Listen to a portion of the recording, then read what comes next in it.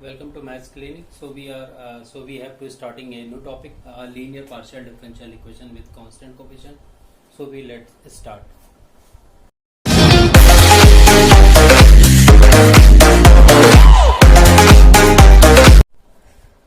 Yeah, so linear partial differential equation, a naught del z and del x and a1 this plus b naught this. So where a and b, it means a naught a1 a2 b naught b1 b2 are the constant, a function of x and y. So these equation is called linear partial differential equation. But we have to solve here. Linear partial differential equation is of two types. One is homogeneous and second is non-homogeneous. Right? So homogeneous means the equation which a derivative are equal.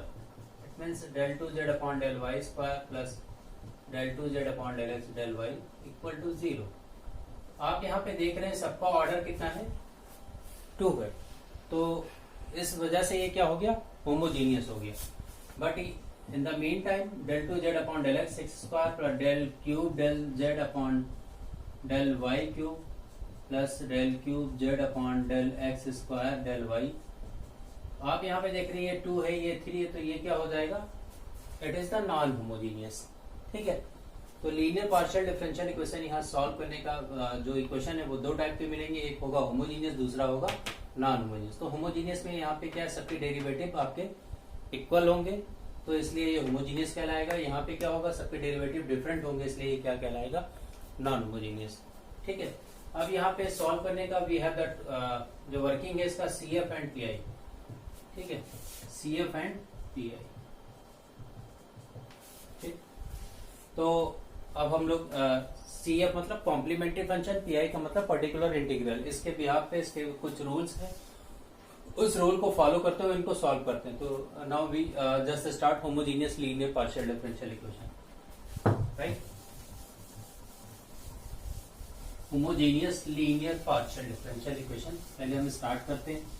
इनके कुछ working है, working को बताते हुए कुछ problem solve करेंगे. ठीक है, तो आइए, homogeneous linear partial differential equation. ठीक है, ये होमोजीनियस है आपका. ठीक है, तो होमोजीनियस पार्शियल डिफरेंशियल इक्वेशन कि जैसे मैं कोई एग्जांपल ले लूं आपको, suppose del 2z upon del x square plus del 2z upon del x del y and del 2z upon del y square. Right, तो इसके जो LHS पार्ट होता है इससे आपको क्या मिलता है, CF मिलता है. RHS पार्ट से आपको, ठीक है, यहाँ पे फंक्शन ऑफ एक्स वाई, यहाँ से आपको PI मिलेगा, यहाँ से आपको CF मिलेगा, और कंप्लीट सोल्यूशन जो होगा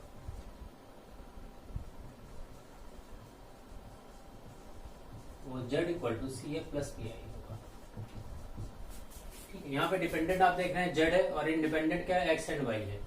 अच्छा, ये चीज चूंकि सेकेंड ईयर में इस समय सिलेबस है, और फर्स्ट ईयर में ऑलरेडी हम लोग इंडिपेंडेंट में वहां पे x था, तो उस फॉर्म में हम लोग ऑलरेडी इसको पढ़ चुके हैं. तो यहाँ पे x और y दो इंडिपेंडेंट है इसके टर्म में, इसमें कुछ रूल्स है. तो ये रूल्स टू फाइंड CF.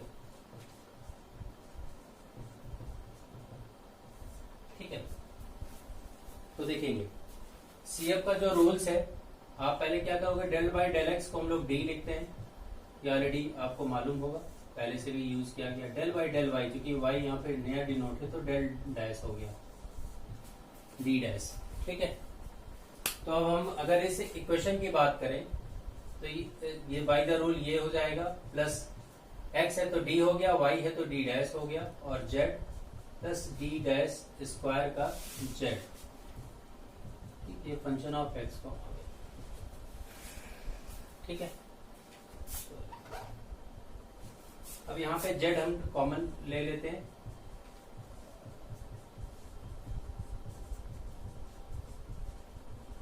अब CF निकालना तो उसके लिए पहले ऑक्सिलरी इक्वेशन बनाते हैं. उसके लिए क्या पहले क्या बनाते हैं, ऑक्सिलरी इक्वेशन.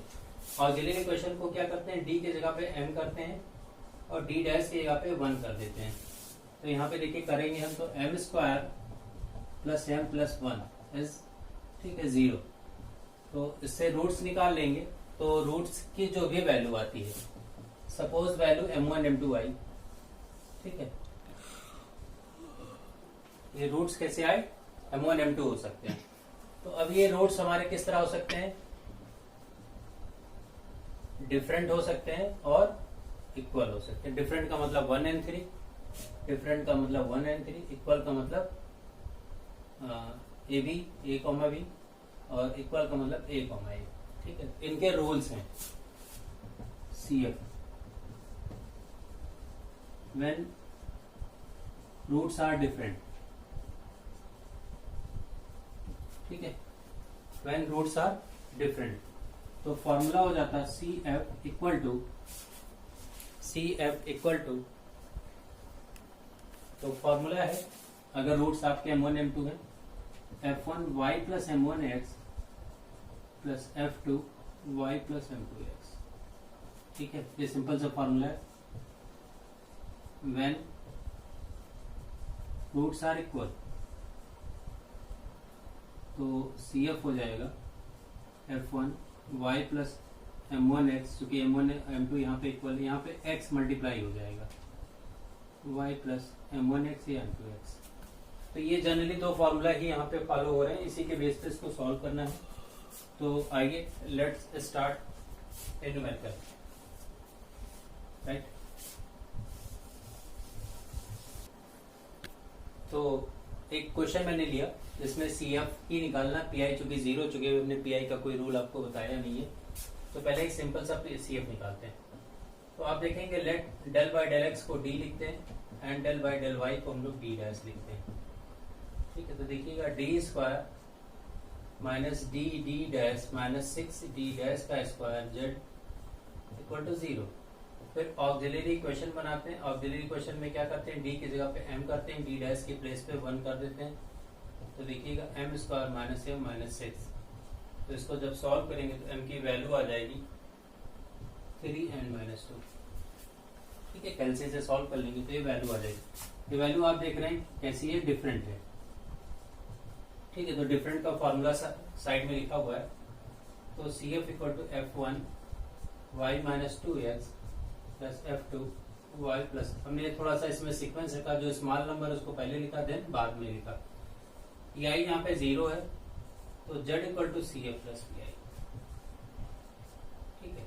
यही आपका आंसर हो गया, राइट। अब एक नया क्वेश्चन ले रहे हैं।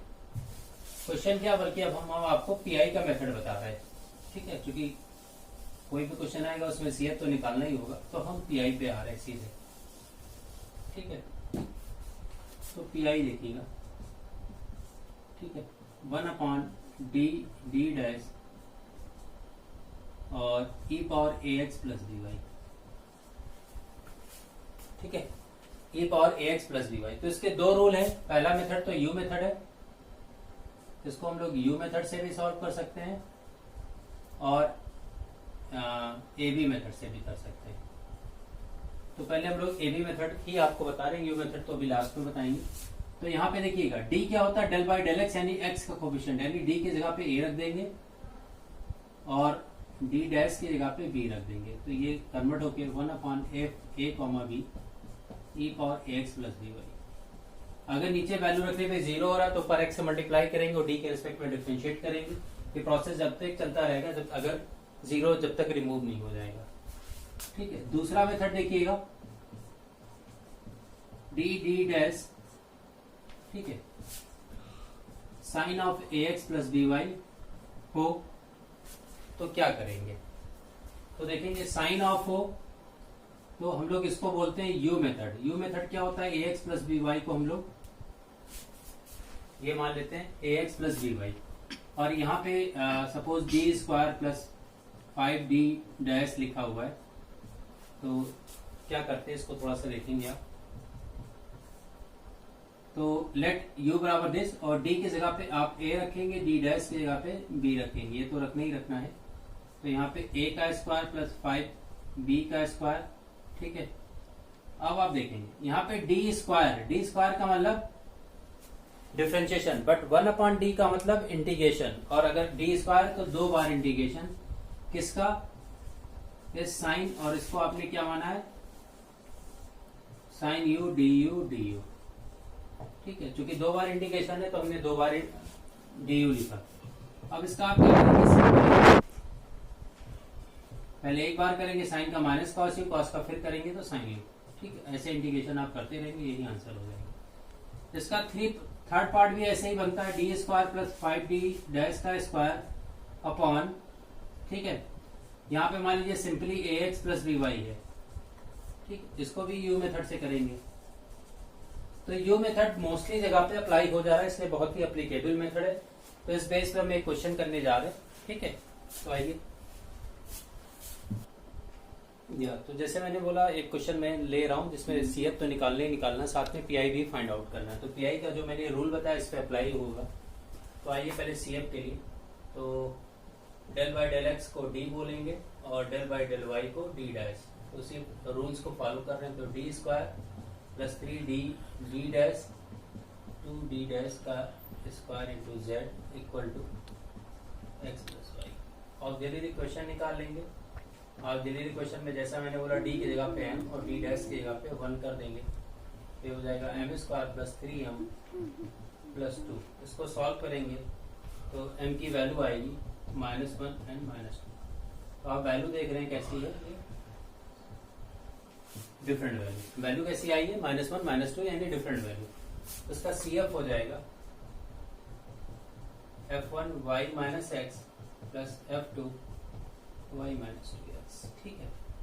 तो ये तो वर्क हम लोग हमेशा करेंगे। CF मेन पार्ट है, आपको समझना है PI के लिए।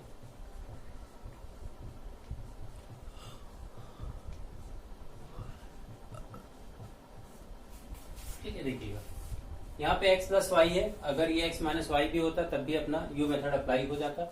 तो x plus y, let x plus y equal to u, ठीक है। अब आप देखेंगे और यहाँ पे क्या करना है, d की जगह पे 1 करना है और यहाँ पे ये 1 है और d डैश की जगह पे आपको 1 रखना है। तो यहाँ पे मैं वैल्यू रख रहा हूँ 1, तो 1 plus 3 into 1 into 1 plus 2 into 1, ठीक। अब आप देखेंगे जिस टाइम वैल्यू रखेंगे उसी टाइम आपको ये डी स्क्वायर है, डी स्क्वायर का मतलब integration with respect to x 2 times, ये 2 टाइम्स यहाँ पे आ गया। इसका इंटीग्रेशन इसको आपने u माना तो 2 बार इंटीग्रेशन, इसलिए 2 बार ये हो गया। ये आपका अगर 3 8 4 4 2 6, एक बार आपने इंटीग्रेशन किया तो u by u square by, right.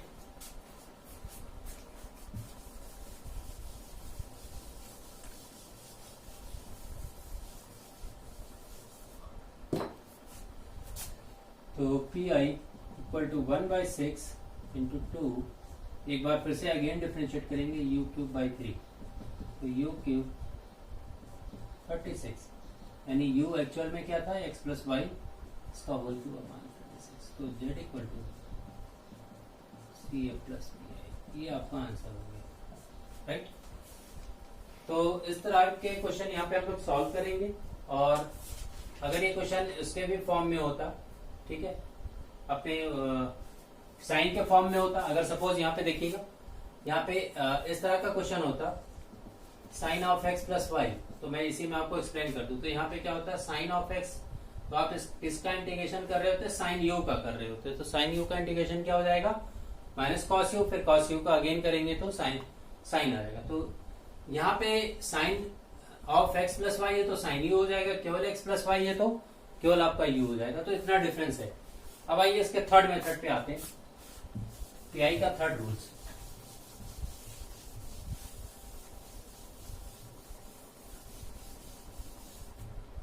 तो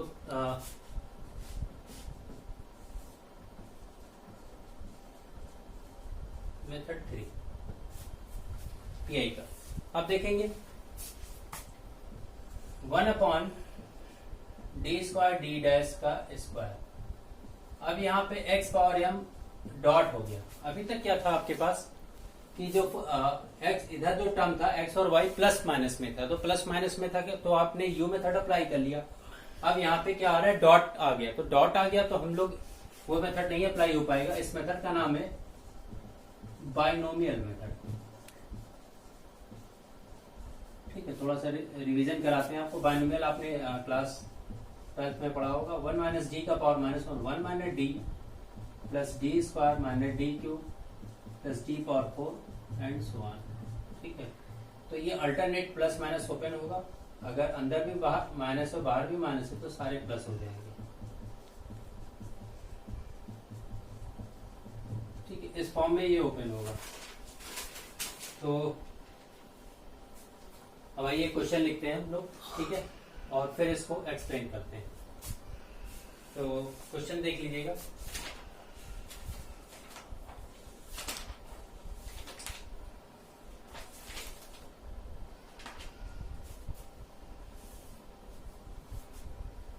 यस, क्वेश्चन देखिएगा।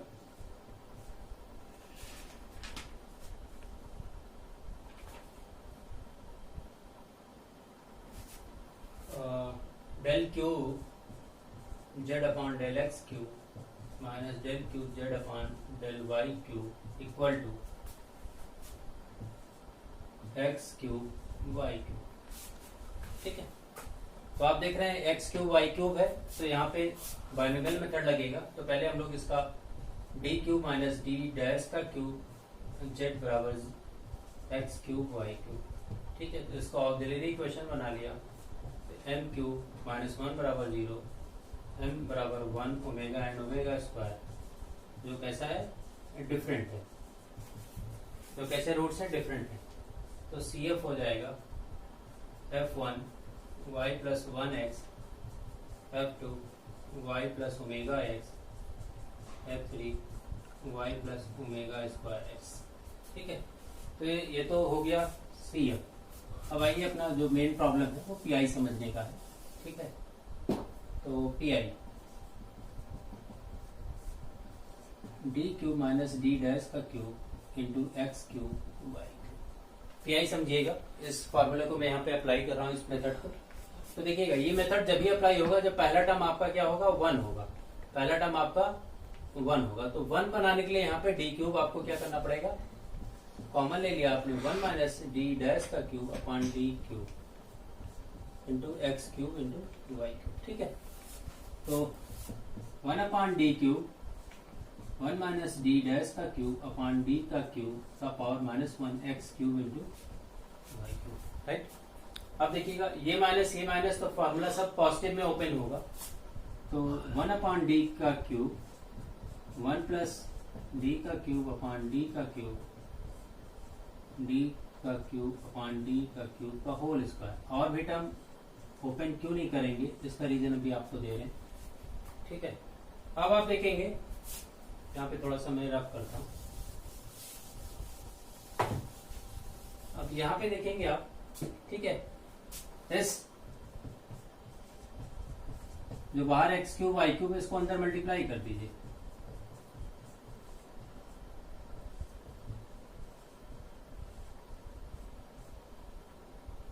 ठीक है, आगे जरूरत नहीं पड़ेगी, क्यों नहीं पड़ेगी उसका रीजन दे रहे हैं। देखिए डी डैश, ठीक है, cube x cube Y cube, ये पहले आपको सॉल्व करना है। ये तो मैं साइड में सॉल्व कर रहा हूं। तो देखिए डी डैश का मतलब differentiate with respect to y. तो एक क्यूब था, ये 2, एक हम अंदर ले गए, तो एक्स स्क्वायर डी डैश का स्क्वायर, ये आ गया 3y स्क्वायर 3x स्क्वायर। फिर एक बार आप करोगे तो आ जाएगा 2y, फिर एक बार आप करोगे तो आ जाएगा 2। तो ये आपका कितना हो गया 6x क्यूब, एक क्यूब था तो 6x क्यूब। ठीक है, नहीं तो डी डैश का ये यहाँ पे आपका 2 बचेगा, तो आपका कितना आया 6x क्यूब। राइट, तो 6x क्यूब ही फाइनली आपका यहाँ पे बचेगा। तो 1 upon D cube x cube Y cube 1 upon D cube, और ये बचा 6x क्यूब। ठीक है, तो ये आपका बच रहा है 1 अपॉन 6x क्यूब। अब आप देखेंगे 6x क्यूब का मतलब क्या है, 1 upon D cube x cube into y cube. 1 upon D का मतलब क्या होता है, integration with respect to x. तो यहाँ पे क्यूब है तो इसका मतलब 3 टाइम्स इंटीग्रेशन। तो इसको हम लोग सॉल्व करेंगे, ठीक है। तो देखिएगा 1/d³ x³ y³ प्लस 6। तो देखिएगा एक बार आप करोगे तो x⁴/4 dx, ठीक है। फिर आप करोगे x³ y³ प्लस 6/4, फिर करेंगे आप तो x⁵/5 dx। फिर आप एक बार करोगे तो x³ y³ प्लस 6/x⁴6/6, ये आया, ठीक है। अब आप देख रहे हैं फाइनली जब ये आ गया, अभी बाहर कितना बचा हुआ है 1/d, यानी integration with respect to x 3 times. तो इस पूरे अंदर सोल्यूशन को विद रेस्पेक्ट टू x 3 बार आपको अभी क्या करना है, इंटीग्रेशन करना है, ठीक है। तो ये आप करिएगा, मैं थोड़ा सा डायरेक्ट लिख रहा हूं x⁴6 dx dx dx and dx। तो इसका जो आंसर आ रहा है x⁴6 y³ upon 120 plus x⁴9/1080, ये pi आ गया। तो z = CF प्लस PI, ठीक है। तो z = CF plus PI,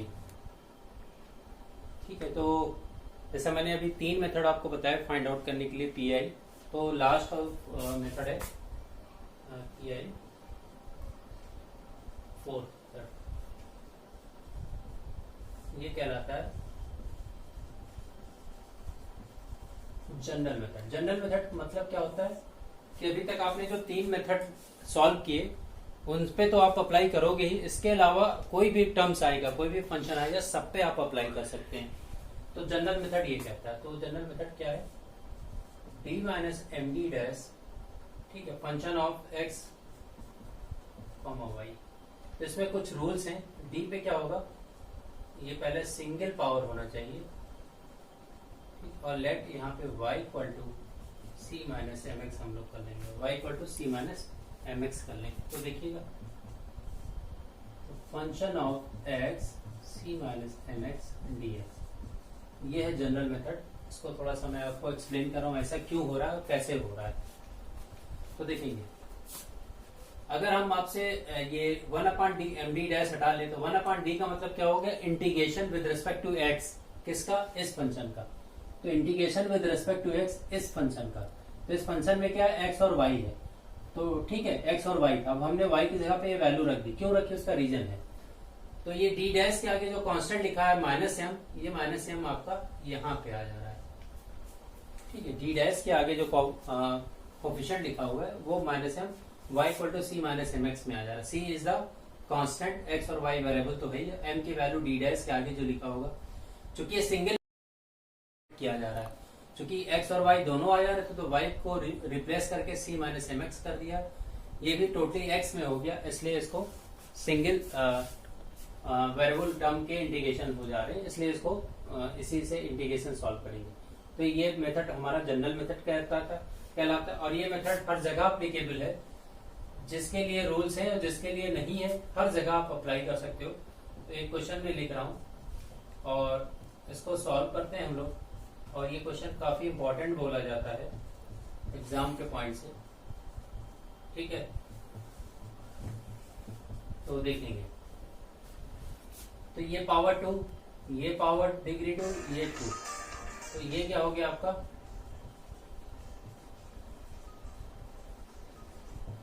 homogeneous, ठीक है। ये क्या हो गया आपका होमोजेनियस।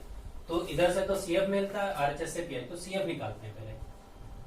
तो आपको मालूम है d² + d' - 2d'² z = y - 1 e⁴x। अच्छा, मैं थोड़ा इधर डिस्कस, इस टाइप का कोई पहला रूल किया था e⁴x + y, दूसरा रूल किया था u मेथड, यानी x + y प्लस माइनस में आना चाहिए, वो है नहीं, पहला वाला भी नहीं अप्लाई हो रहा। तीसरा हमने क्या बताया आपको, x और y के बीच में इंटू हो, ये तीनों अप्लाई नहीं हो रहे। तो चौथा एक नया रूल है, उस रूल का नाम है जनरल मेथड, ये कहीं पे भी आप अप्लाई कर सकते हैं, तो आइए अब ऑक्सिलरी क्वेश्चन में क्या करते हैं, डी की जगह पे डी एम रखते हैं, डी डैश की प्लेस पे 1 रखते हैं, ये हो जाएगा M square plus M minus 2 equal to 0। M की वैल्यू आ रही है 1 एंड माइनस 2, यानी ये कैसा रूट्स है हमारे, डिफरेंट आ रहे हैं। तो डिफरेंट होगा तो सी एफ आप लिख लेंगे y1 y plus x plus f2 y minus 2। आइए मेन यहाँ पे अपने को समझना है पी आई, कैसे पी आई फाइंड आउट करेंगे।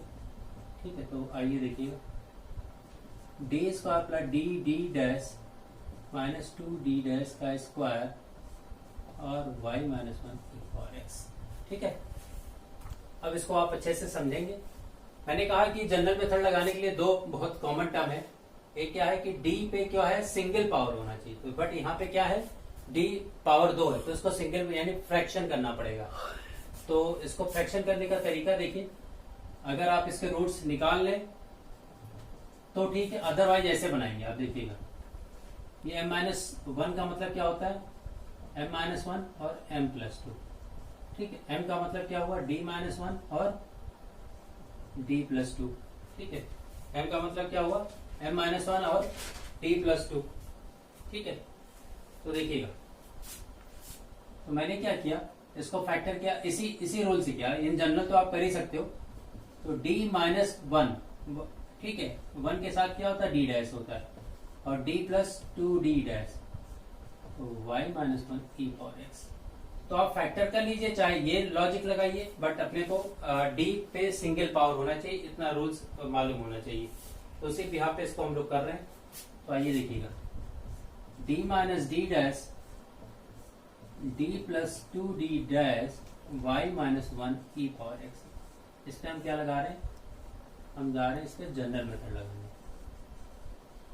आगे का टर्म अभी बचा रहेगा, लास्ट में अप्लाई होगा, केवल इतने पे जनरल मेथड लगाया जा रहा है।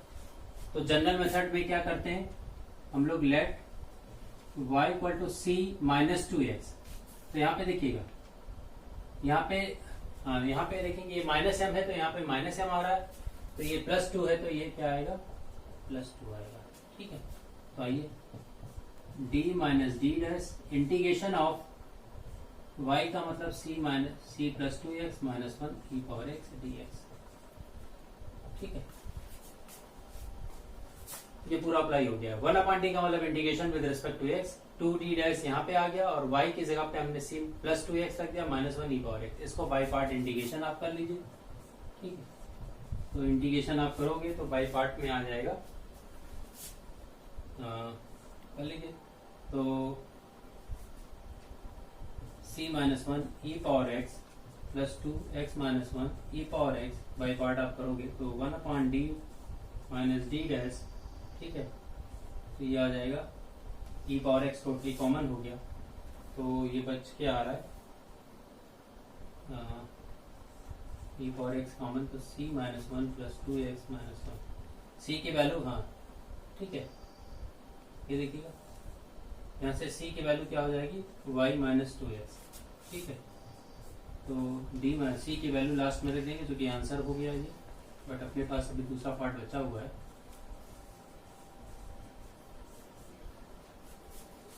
तो ये आ गया